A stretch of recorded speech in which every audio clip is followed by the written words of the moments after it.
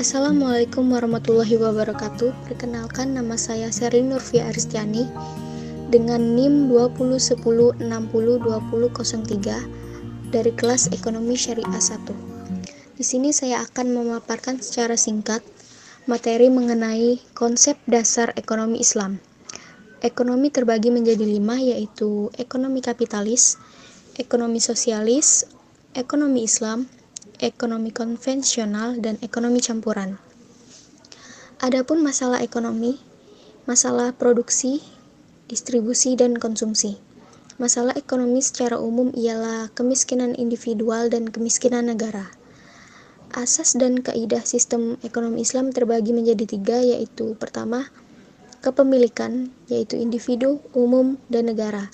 Yang kedua, distribusi, yaitu menjamin kebutuhan per individu warga negara.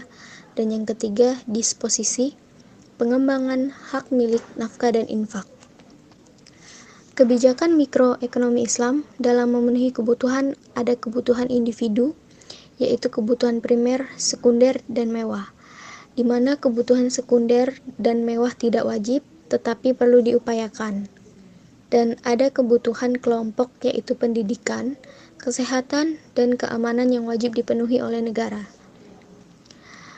Adapun kepemilikan, yaitu izin pembuatan syariat untuk memanfaatkan zat dan jasa tertentu. Bentuk kepemilikan terbagi menjadi 3.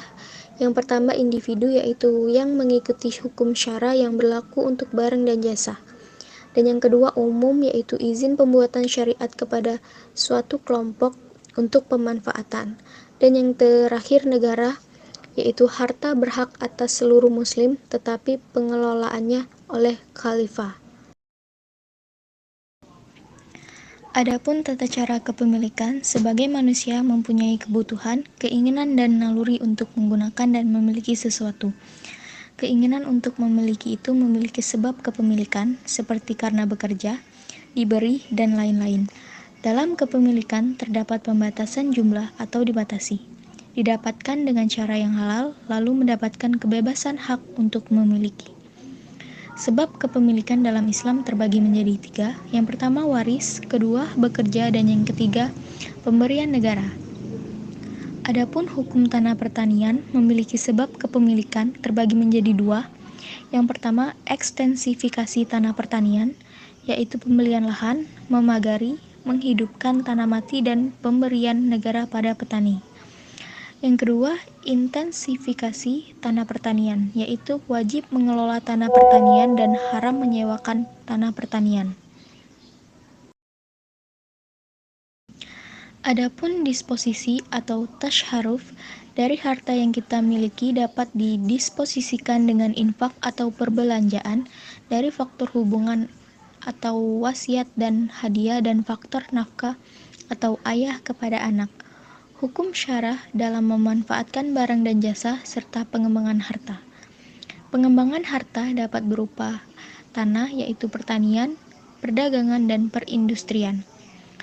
Hukum perindustrian, yaitu hukum pabrik atau kilang, mengikuti hukum barang yang diproduksinya. Hukum perdagangan terbagi menjadi 3, yaitu terdapat perdagangan domestik dan perdagangan luar negeri.